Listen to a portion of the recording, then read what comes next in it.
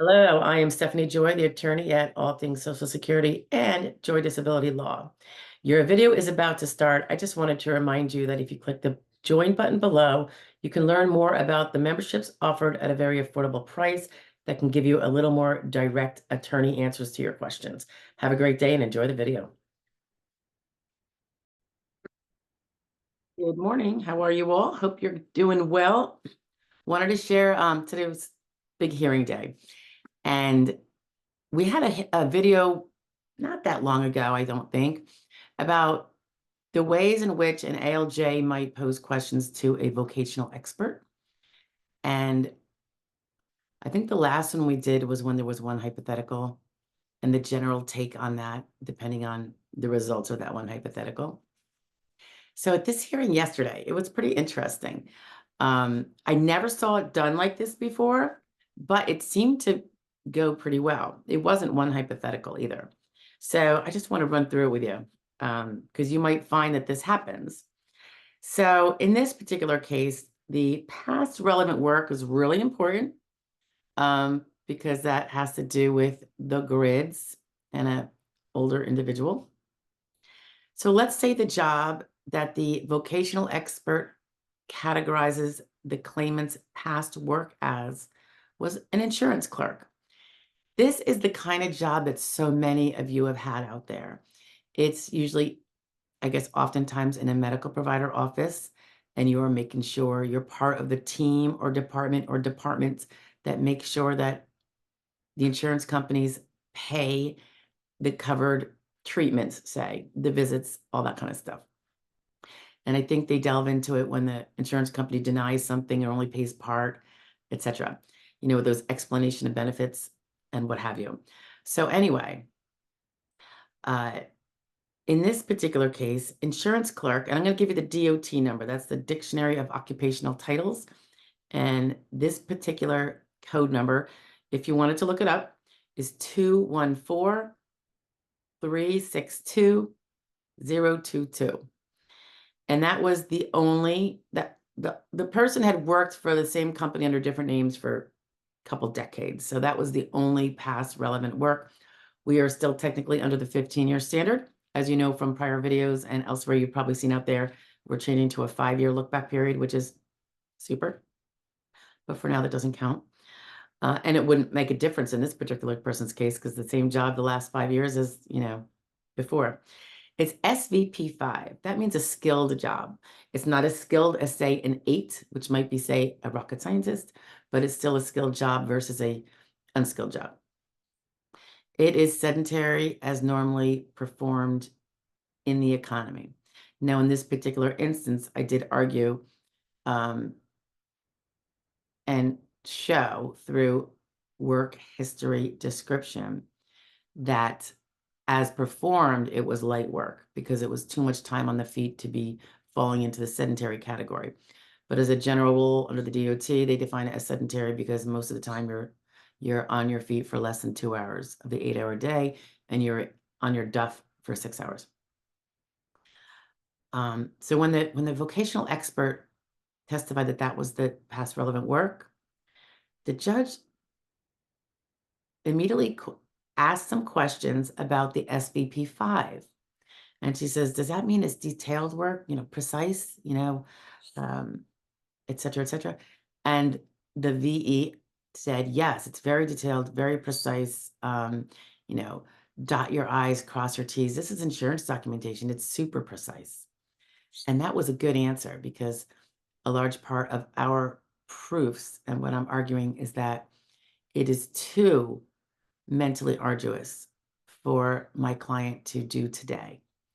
In a nutshell, I could say there's severe fatigue problems. I would say for all of you long COVID people, as a separate note, if you suffer severe fatigue unlike you've ever had before, and it's post-COVID, long haul, whatever you want to call it, that is a really, really important area to specifically get medical evidence of an ongoing nature on. I mean, whether you go to a fatigue specialist, maybe you have doctor appointments just because of the horrendous fatigue, whatever it is, you want to work that up. It can be a major, that's such a subjective thing because there's no like markers for it. and they have to take your word for it some of the time. But the more you complain about it, the more you get treated for it. Specifically, treat it as the really severe limitation it is, and that you're trying to remedy it. So there are chronic fatigue specialists out there. They're few and far between, I would say, and a lot of doctors are not really fatigue literate, but it's something you're going to want to pursue. And we have a lot of that here. So the judge asking about that, and she's just asking about the categorized work. So would that job be really require detail and precision? I knew this was in our favor, this section. Doesn't mean you hang your hat on it, but it was a good sign. She also asked about, does that require frequent talking? And on our work history report, we had put in, it was literally constant typing and constant phone conversations with the insurance carriers all day long. So pretty much every hour you're in your seat, you're on the phone and or typing, or both at the same time. So because there is a fatigue and a breathing issue, talking for frequently, by the way, when they say frequent talking is required for this job, that means anywhere from 1/3 of the day to 2/3 of the day. When you look at that, you know how occasionally is 0 to 1/3 of a day. That means occasionally can be up to 2.5 hours a day, which I think is pretty significant, but that's considered occasional. Frequent is 1/3 to 2/3. So in a nutshell, just think of it as, is it generally around half the day, give or take? Then maybe it's frequent. And if it's more than 2/3 of the day, it's on a constant level. So that's almost like always, or almost always throughout the day, you're doing it the entire time. I just pressed a button by accident. Okay, so when the judge, smartly, I would say, asked the VE about how much talking is required that job, frequent talking is required for that past relevant work, I was like, yes, yes, yes, yes. Ding, ding, ding, ding. Things are looking good. So that was an interesting part before she got into her hypotheticals, this was. And the hypotheticals were almost twisted around backwards, because there's many ways to skin the cat, right? So instead of going through a whole big list of limitations and the exertional limitation of, say, sedentary, she didn't even bother with that. Hypothetical 1. She's basically says to the VE, Mr. VE, if the hypothetical person cannot do frequent talking, would they be able to do that past relevant work? Well, we all know the answer is no, and the vocational expert said no.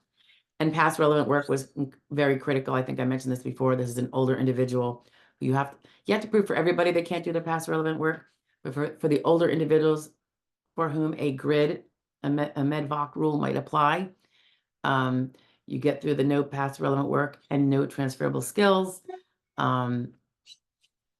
And then you get the blessings of the grid if your shoe otherwise fits. So that was really important.